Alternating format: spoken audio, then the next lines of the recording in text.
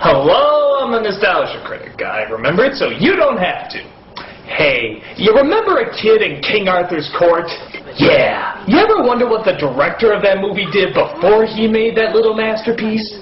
Well, not that much can really top a kid in King Arthur's court, but he did manage to direct a few films before it. One of them, surprisingly enough, starring Hulk Hogan.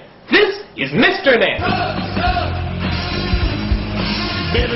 Why do wrestlers continue to punish themselves by being in movies? They just so rarely work. And Hulk Hogan is the prime example of that.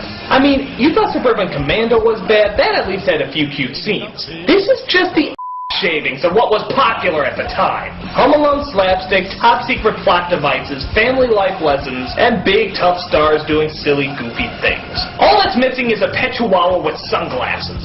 But hey, what good does it do to about it? A lot, but I have a review to do. So, let's take a look at Mr. Nanny. So as the credits roll, we see that Hulk Hogan is having nightmares about back when he was a wrestler. Probably like how nowadays he's having nightmares about Mr. Nanny.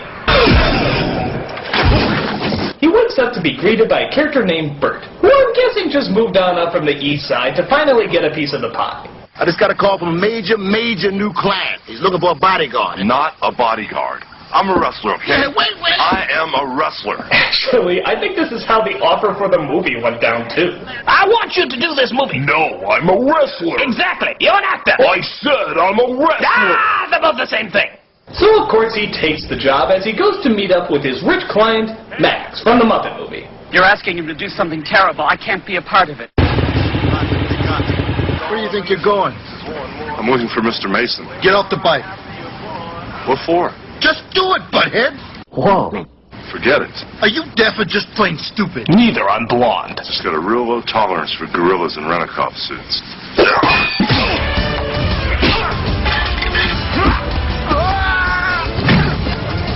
Dude, just calm down. You're not on American Gladiators. And even if you were, it'd probably get canceled. This is the bodyguard. Terrible mistake, sir. I'll get rid of him immediately. Wrong. He's incredible. Obviously a real pro. Yes, only a real pro will lose his temper, throw a rampage, and be totally impossible to control. I see this working well. So where's Mason's office? So we see the reason he hires Hogan is because he's getting attacks and phone calls from your average psychotic criminal genius. Who are you? Just your average psychotic criminal genius. You think it says that on his business card? I desire your new computer chip. Yeah, there's a top secret computer chip in this movie. Apparently it has information on a gun that can shoot any kind of missile imaginable. Is it me, or is this sounding like a story a 10-year-old boy would come up with? And there's an evil genius who wants a top secret microchip that can shoot down missiles by using Mr. Freeze's gun? And then Hulk Hogan comes in, but he's wearing a tutu and acting all girly. And then Mr. Jefferson comes in because my mom really likes the Jeffersons and would like to see him in my movie film. Awesome! You're supposed to guard my kids. Oh, are you out of your mind? I hate kids. Listen, the children have a nanny. All you have to do is protect them. So he meets the two little kids, one named Kate and the other named Alex, who I swear to God is a heavier version of the kid from Kazan, isn't he? Apparently Miss Kapowski had a short circuit in her blow dryer. Oh, this is very bad. Now the agency won't send us any more nannies. So now Hogan has two jobs, bodyguard and nanny. A Mr. Nanny, if you will. Oh, the idea of a male nanny nowadays. Preposterous. But it's okay. He has help from the maid, played by an actress named Mother Love, who obviously shouldn't have that name. What are you doing in my kitchen? I'm Sean Armstrong. Here, make yourself useful. Got yourself, lurch. Oh, just put a bow on her and call her Precious. No, not that Precious, but that was a good movie. So he enters his room where he sees a wire was mysteriously laid out across the floor. Here you will see the Hulk Hogan trying his best to turn his primitive wheels and overcome the obstacles of everyday appliances. The everyday appliances win. So yeah, as you may have guessed, the kid set up traps all along the house for him. Like I said, Home Alone was very popular at the time. Are you all right? Never better.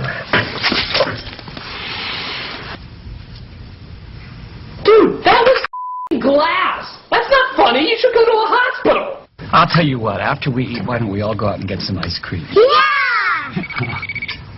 Dad, you're beeping. Oh, it's my douche-meter. It says I'm to neglect you kids and let you down until the climax of the movie. Well, can't fault an overused formula. Later. Come on, Kate. I'm not hungry anymore. So even though the father is never around and the mother died of the fatal off-camera disease, we see the kids manage to keep some hobbies.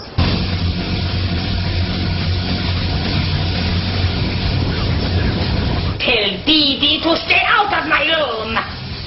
So after the kids annoy him some more, Hogan talks with Bert to see if he can get out of the job. Again, listen to this and tell me they're not talking about Hogan acting in this movie. You want to spend the rest of your life getting your brains kicked in, suit yourself. But let me clue you in on something. Ex-wrestlers aren't exactly in demand, you know. I mean, who else want to offer you a career? Kind of eerie, isn't it? So it turns out the kids are devising more traps that even Johnny Quest couldn't figure out as they hook up a giant magnet to the ground.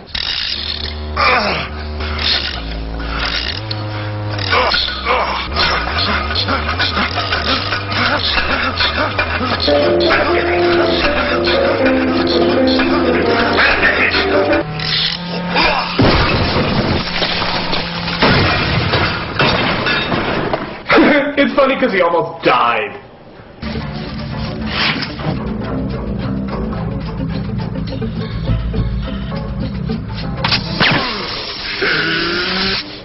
You know, there's a difference between pranks and attempted murder. I mean, kids, this is some creepy It's only low voltage. You can't kill it. No, okay, I guess it's not that bad. Then crank it up.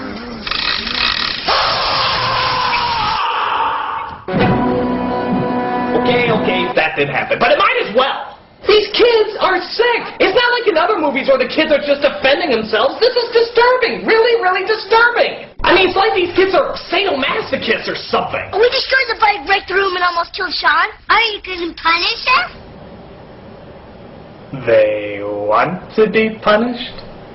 Alright, I'm not going to read any more into this than I need to, though something tells me I'm going to need to. The two kids go to school as Hogan realizes that Alex is being picked on by a pair of bullies all the time. Yeah, because he can take on a 7-foot bodybuilding wrestler, but put him up against a human mullet and a kid whose sweaters are knit by his mentally insane grandma, and he chickens the out. I hate boys. You'll only make it worse.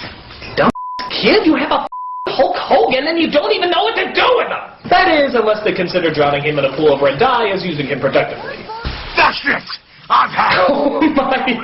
This is a visual you see on the back of horror movie DVDs. In fact, this is a perfect time to introduce you to a new part of the show.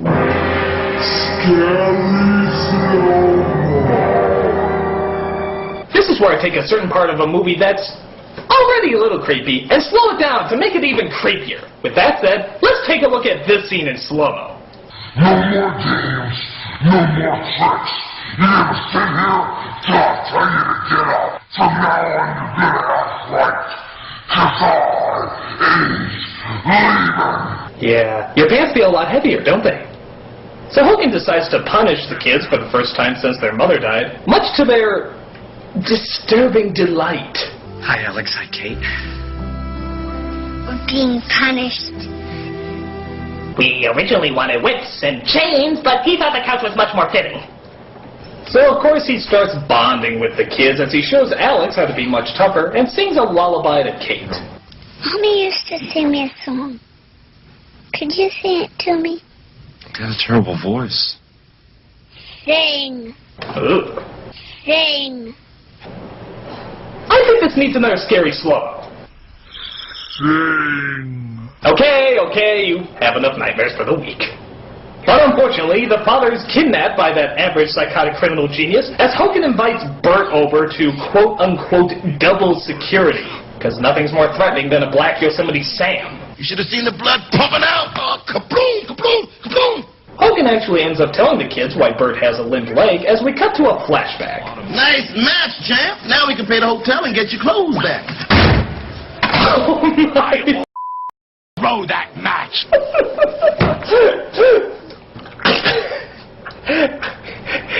he looks like he's coming out of his mom's.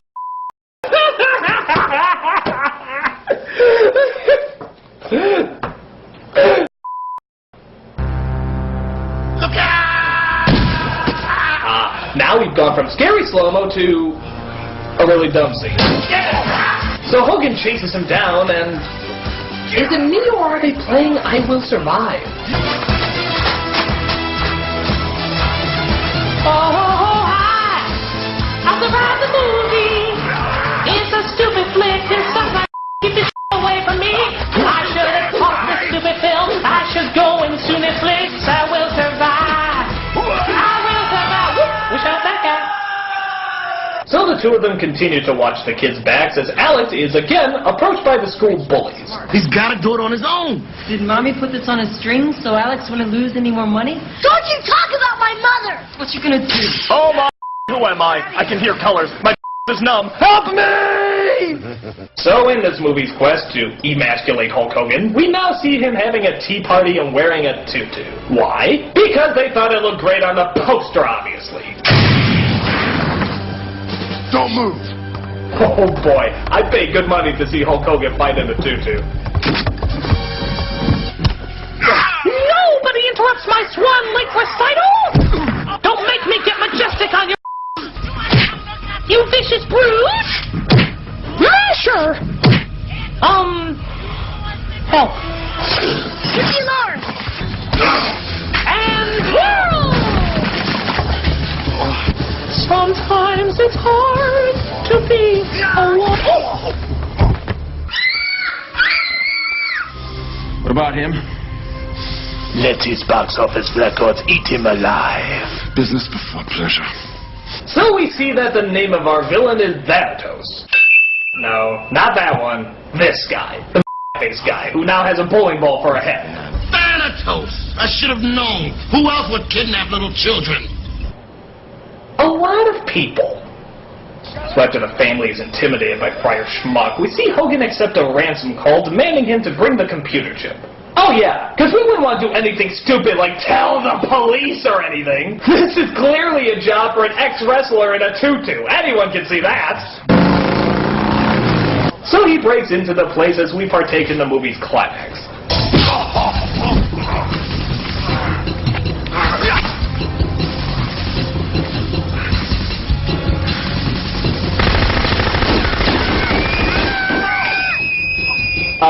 Yeah. I think your hands will be about as healthy as the Skywalker's family after that stunt. Don't you dare touch that dangerously unbalanced woman. Hang out, Wolfie, baby. Oh, this is making me beg for the comedic genius of Three Ninjas.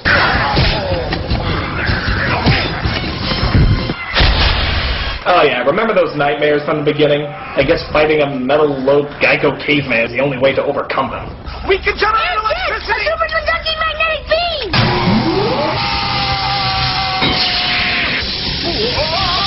What the am I looking at? You know, for a film with a premise about a male nanny, I really didn't expect some of this imagery. So the bad guy is destroyed, the family's of course won again, and Hogan goes to spread his endearing love of children somewhere else. See you soon. Bye, John.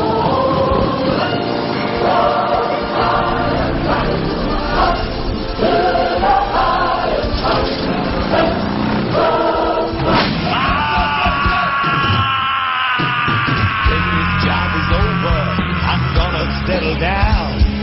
Find a little shack by the railroad track on the out. So that's Mr. Nanny, and what a surprise, it sucks. There's little to no jokes that work, the characters are pretty much just puppets, and it's just another in this long line of cheap kids films about the big tough guy who has to look after little tough children. Hogan, I love you, but if you want to make people laugh, go back to reality TV. Or wrestling. They're both equally fake. I'm a nostalgia critic, guy, remember it, so you don't have to.